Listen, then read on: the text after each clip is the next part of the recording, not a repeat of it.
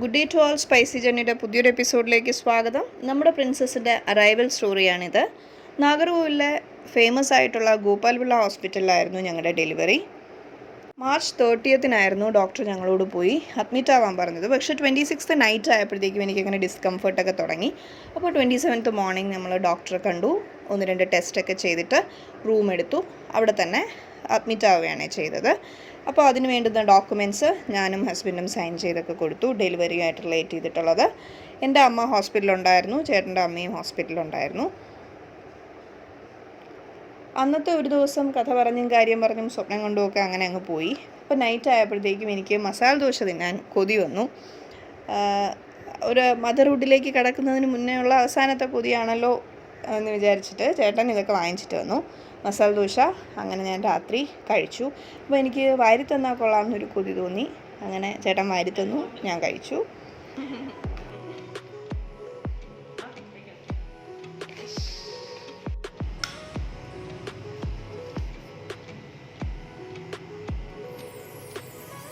മുളക് ചമ്മന്തിയുണ്ട്, പുതിന ചട്നിയുണ്ട്,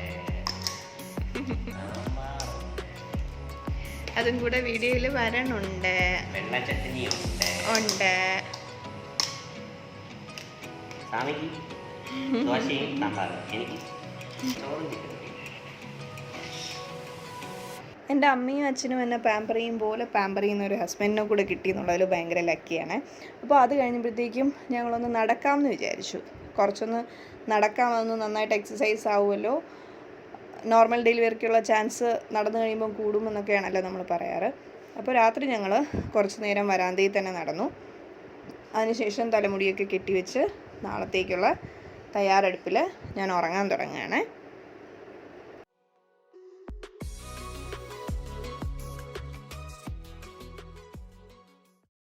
next day morning 5:30 nurse വന്ന് വിളിക്കും എന്നാണ് പറഞ്ഞിട്ടുള്ളത്. അപ്പോൾ അതിന് മുന്നേ ഞാൻ ഡ്രസ്സൊക്കെ മാറി ഫ്രഷായി തലമുടിയൊക്കെ 2 സൈഡിലേക്ക് കെട്ടി റെഡി ആയിട്ടിരിക്കുകയാണ്.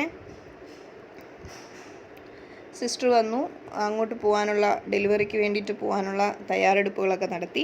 ഈ സമയത്തൊക്കെ പെയിൻ ഉണ്ട്, പക്ഷെ അതൊരു ലേബർ പെയിൻ ആയിരുന്നു എന്ന് ഞാൻ അങ്ങനെ അങ്ങ് ഐഡൻറ്റിഫൈ ചെയ്തില്ല.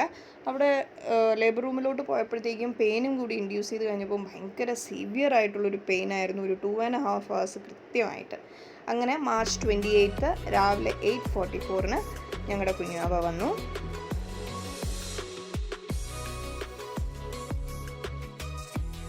ഡെലിവറി കഴിഞ്ഞ് 2 days അവിടെ ഹോസ്പിറ്റലിൽ തന്നെ അഡ്മിറ്റായിരുന്നു. മാർച്ച് 30 നമ്മൾ ഡിസ്ചാർജ് ആകുന്നത്. ഏകദേശം ഒരു 11:30-12 മണിയോ ആയപ്പോഴത്തേക്കും ഡിസ്ചാർജായി.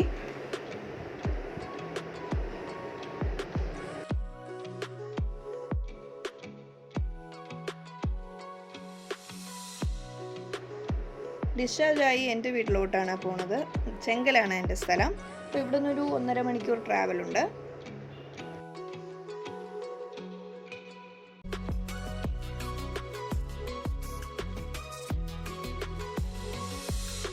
ഏകദേശം ഒരു 2 മണിയൊക്കെ ആയപ്പോഴത്തേക്കും നമ്മൾ ചെങ്കൽ വീട്ടിലെത്തി. അപ്പോൾ ഫസ്റ്റ് അച്ഛൻ മുന്നേ വന്നു. ഈ അരത്ത മുഴിഞ്ഞാണ് അകത്ത് കയറ്റുന്നത്. അപ്പോൾ അതിനുള്ള തയ്യാറെടുപ്പുകളൊക്കെ നടത്തി.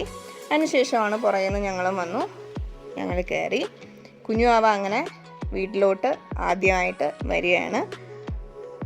പലപ്പോഴായിട്ട് നമ്മളെടുത്ത് വെച്ച ക്ലിപ്പിങ്സാണ് ഇപ്പോൾ നമ്മൾ ഒരു ലോങ് വീഡിയോ ആയിട്ട് കാണിക്കുന്നത്.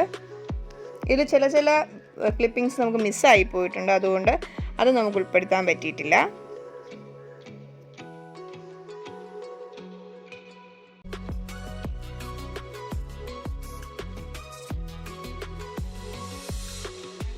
അപ്പോൾ നമ്മുടെ കുഞ്ഞുവാവ വീട്ടിലോട്ട് വന്ന് കയറുകയാണ്.